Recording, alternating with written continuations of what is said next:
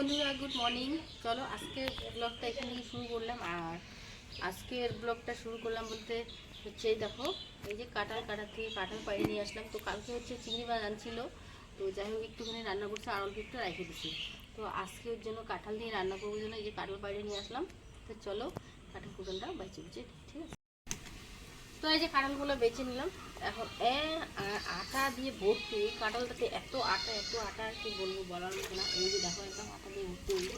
তো চলো যাই হোক এগুলো এখন তেল দিয়ে তুলব, ঠিক আছে। কি রান্না করলাম একটু তোমাদেরকে দেখিয়ে দেই এক ঝলক। এই যে আলু আর করলা ভাজা, এখানে মিষ্টি কুমড়া ভাজা। তো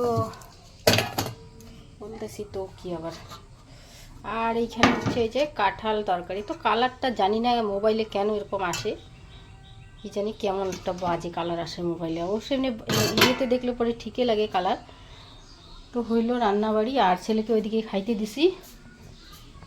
আমি এখন ছান করতে যাব, একদম শরীরটা কাঁপতেছে, মানে এরকম লাগতেছে জ্বর না পড়ে আছি বা বিছানায়। ঘরে সব কাজকর্ম মেয়ে করতেছে, আমি খালি যে রান্নাটুকুন করতেছি কোনো রকম করে। ওষুধ খায়ে খায়ে কী করবো, কাঁপতেছে শরীরটা। তো চলো ছানটা করে আসি, ঠিক আছে।